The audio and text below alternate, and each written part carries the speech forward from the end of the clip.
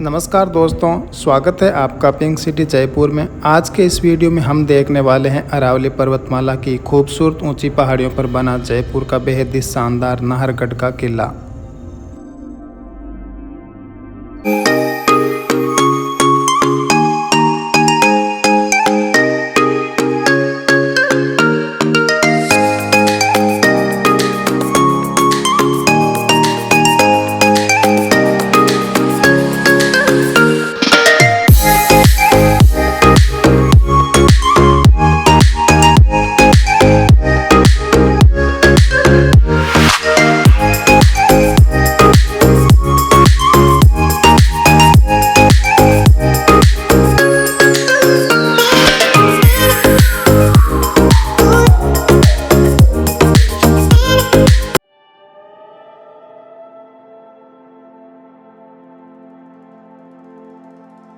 नाहरगढ़ के किले पर जाने के लिए आप एक तो इस रोड से आ सकते हैं। ये रोड जब आप आमेर महल और जयगढ़ फोर्ट की तरफ जाते हैं तो उसी रोड से एक रोड नाहरगढ़ फोर्ट की तरफ जाती है।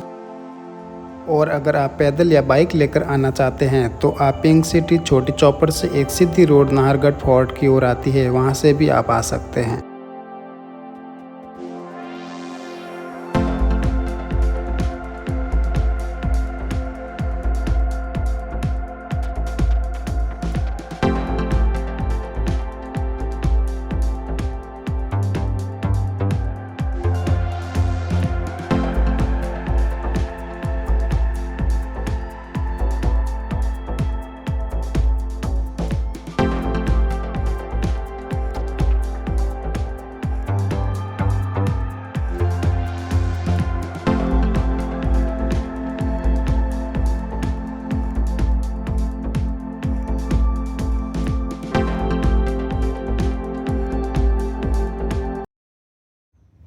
तो फ्रेंड्स, लगभग 11 किलोमीटर के घुमावदार और पहाड़ी वाले रास्ते को पार करके हम पहुंच चुके हैं नाहरगढ़ फोर्ट के मुख्य प्रवेश द्वार पर। नाहरगढ़ फोर्ट के अंदर जाने से पहले हमें यहां से लेना होगा टिकट। यहां आप देख सकते हैं किले के अंदर जाने के लिए भारतीय पर्यटकों को 50 रुपये और अगर आपके पास स्टूडेंट आईडी है तो 20 रुपये ही लगेंगे। कृपया स्मारक को स्वच्छ रखें। तो ये हमारा ही कर्तव्य बनता है कि जहाँ पर भी हम घूमने के लिए जाते हैं तो हमें ही स्वच्छता का ध्यान रखना चाहिए। और यहाँ पर आप देख सकते हैं कि नाहरगढ़ में एंट्री के लिए वर्ष में 4 दिन फ्री एंट्री भी है।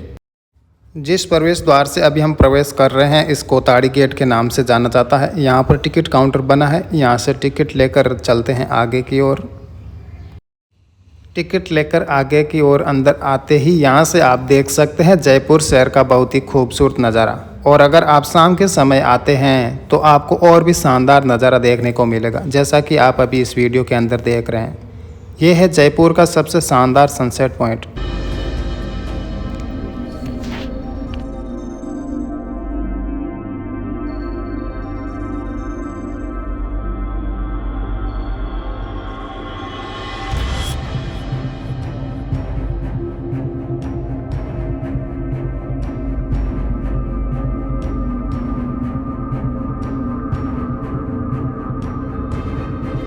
यहाँ से थोड़ा आगे की ओर चलने पर एक बावड़ी देखने को मिलेगी।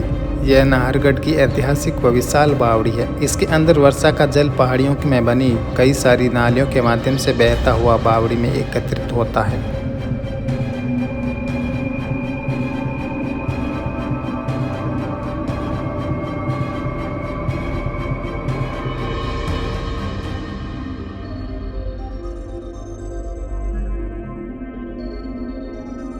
तो यहाँ से शुरू होता है नाहरगढ़ फोर्ट का मेन एरिया। यहीं पर इसके अंदर 9 महल बने हैं जो कि सभी एक जैसे बने हैं, वो अभी हम देखने वाले हैं। ये 9 महल एक जैसे इसलिए बने थे क्योंकि राजा की 9 रानियाँ थी, तो उन सब रानियों के रहने के लिए इन एक जैसे 9 महलों का निर्माण कराया गया था। इस महल को माधवेंद्र भवन के नाम से भी जाना जाता है। इसको नाहरगढ़ के नाम से क्यों जानते हैं ये भी हम आपको थोड़ी ही देर में बताएंगे। ये इसके अंदर प्रवेश करने का मुख्य प्रवेश द्वार है और यहाँ आप देख सकते हैं 2 तोपें रखी गई है।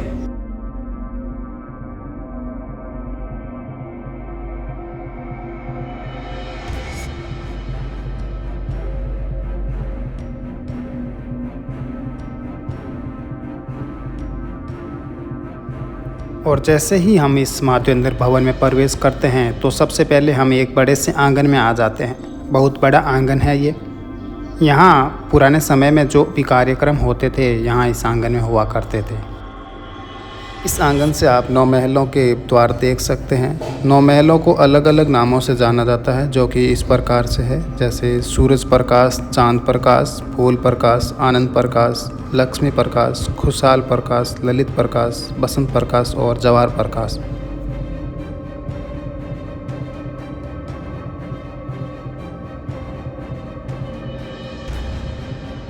यहाँ से अभी हम इसके अंदर चलते हैं और देखते हैं इन सुंदर महलों को अंदर से किस प्रकार से बनाए गए हैं। इस माधवेंद्र भवन के प्रत्येक महल में शयन कक्ष यानी कि बेडरूम बने हुए हैं, भंडार गृह, स्टोर रूम जिसके अंदर खाने पीने की चीज़ें रखी जाती थी, रसोई भी बना रखी है, शौचालय है और इसके अंदर रानियों के लिए ड्रेसिंग रूम भी बने हैं। और सभी महलों के अंदर आप देख सकते हैं बीच में एक बड़ा सा चौक भी स्थित है।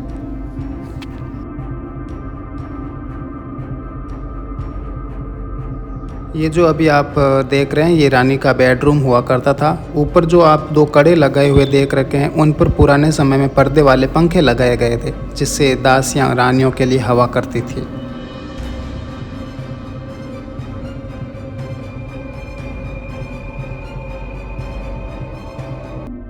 तो आइए अब चलते हैं इस महल के अंदर ऊपर की ओर। ऊपर जाने के लिए कुछ इस प्रकार की सीढ़ियां बनाई गई है।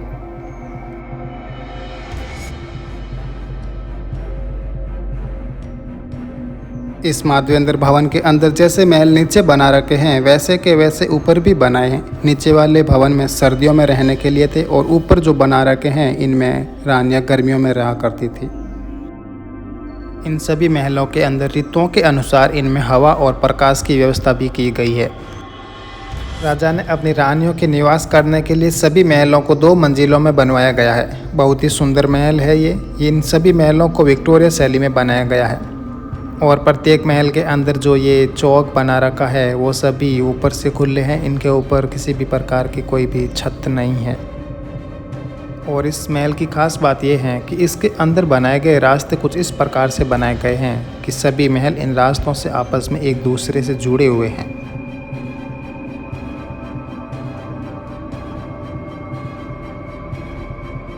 ये जो रास्ता आप देख रहे हैं ऐसा रास्ता इस भवन के चारों ओर बना हुआ है। ये रास्ता इस भवन के अंदर बने हुए सभी महलों से आपस में जुड़ा हुआ है और इसके अंदर बने अन्य छोटे छोटे रास्तों से भी ये रास्ता जुड़ा हुआ है।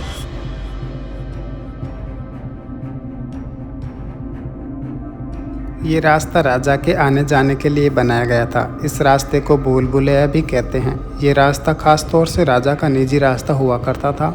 इस रास्ते से राजा किस रानी के महल में जाएंगे ये किसी को भी पता नहीं चलता था।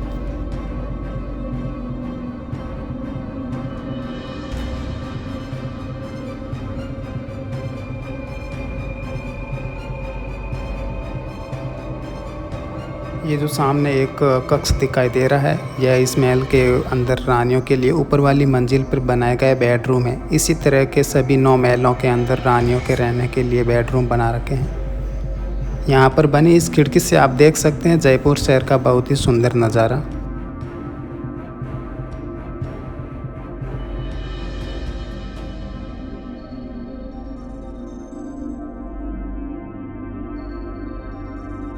माधवेंद्र भवन के अंदर बने ये सभी महल बहुत ही सुंदर और आकर्षक है।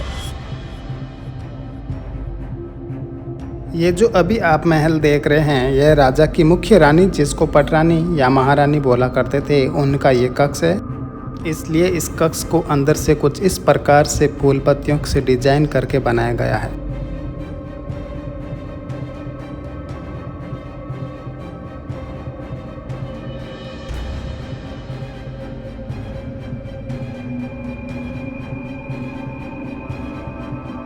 आइए अब चलते हैं इस नाहरगढ़ फोर्ट की छत पर और देखते हैं ऊपर से कैसा दिखाई देता है।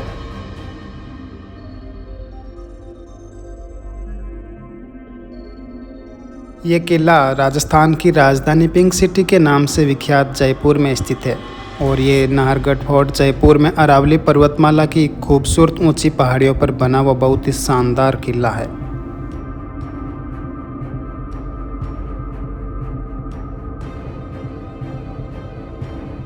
इस किले को पहले सुदर्शनगढ़ के नाम से जाना जाता था, लेकिन बाद में इसका नाम नाहरगढ़ रखा गया।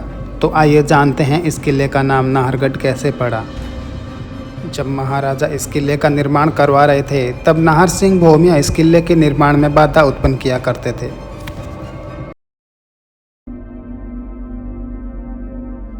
किले के निर्माण में कई सारी अजीब घटनाएं घटित होने लगी। जब मजदूर पहले दिन जितना काम करते और दीवारें बनाते, वो सभी दूसरे दिन उनको टूटी हुई मिलती थी। इसलिए कुछ दिनों बाद ऐसी डरावनी घटनाओं के चलते मजदूरों ने यहाँ काम करने के लिए मना कर दिया और इस किले का निर्माण कार्य भी बंद हो गया। बताया जाता है कि राठौड़ राजा नाहर सिंह भोमिया ही वो थे जो शक्ति के रूप में आकर रात में इस कार्य को खराब कर देते थे। उस भयानक आत्मा की वजह से महल में कई तरह की और भी अजीब घटनाएं घटित होने लगी। कुछ समय बाद एक तांत्रिक रत्नाकर पौंडरिक ने नाहर सिंह जी को कहीं और स्थान पर जाने के लिए मना लिया और उनका स्थान अंबागढ़ के निकट एक चौबुर गड्डी में स्थापित कर दिया। वहां पर नाहर सिंह भोमिया एक लोक देवता के रूप में पूजे जाते हैं। राजा ने उनके लिए इस किले के पास ही एक स्थान देकर मंदिर का निर्माण करवाया और सुदर्शनगढ़ के साथ ही इस किले का नाम भी नाहरगढ़ रखा गया है।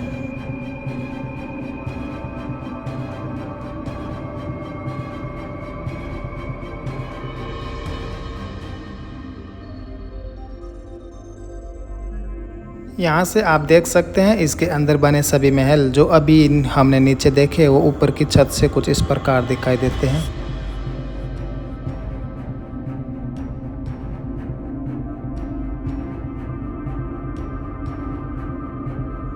नाहरगढ़ किले की छत पर आने के बाद यहाँ से दिखाई देता है पूरे जयपुर शहर का नज़ारा, जो बहुत ही सुंदर दिखाई देता है। और अगर आप शाम के समय किले की विजिट करने आते हैं तो और भी खूबसूरत नज़ारा आपको इस किले से देखने को मिलेगा।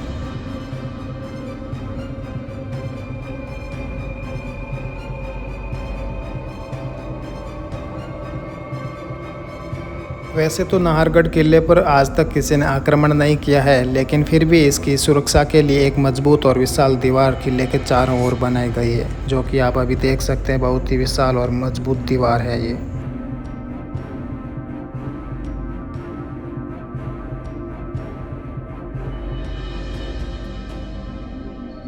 आइए अब बात करते हैं इस किले के इतिहास के बारे में। इस किले का निर्माण सन 1734 में महाराजा सवाई जय सिंह द्वितीय ने करवाया था और 1868 में महाराजा राम सिंह के शासनकाल में इस किले का विस्तार भी किया गया है। 1883 से 1892 के समय में सवाई माधव सिंह ने नाहरगढ़ किले के अंदर इस माधवेंद्र भवन का निर्माण करवाया था।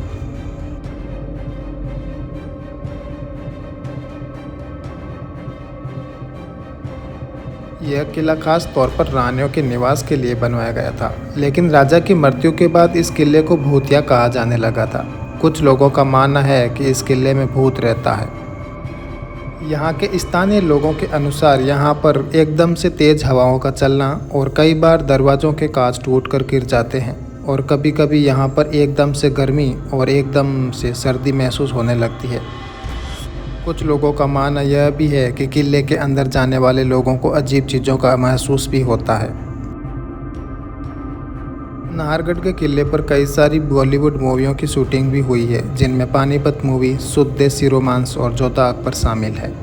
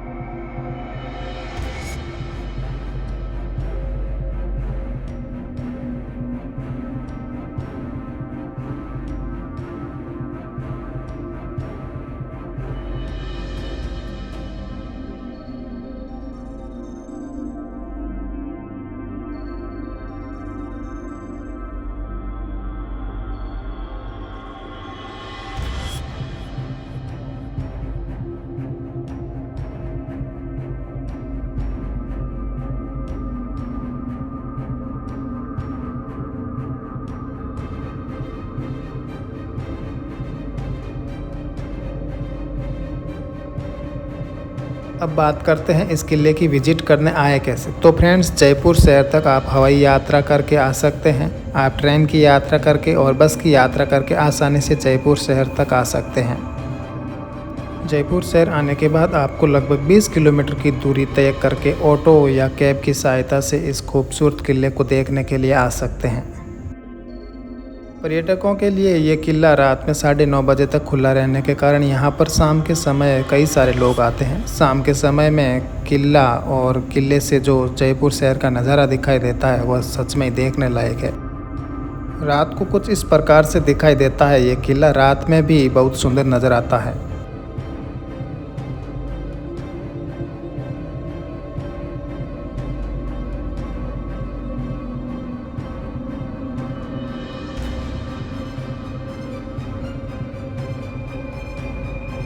तो दोस्तों, ये था जयपुर का सुप्रसिद्ध नाहरगढ़ का किला। अगर आपको मेरा यह वीडियो पसंद आया और आपको मेरे साथ यह किला घूमकर अच्छा लगा तो इस वीडियो को लाइक और शेयर ज़रूर करें। और अगर आप मेरे इस चैनल पर नए हैं तो चैनल को सब्सक्राइब ज़रूर करें। आपका बहुत बहुत धन्यवाद। और रात में कुछ इस प्रकार से दिखाई देता है इस किले से जयपुर शहर का नज़ारा।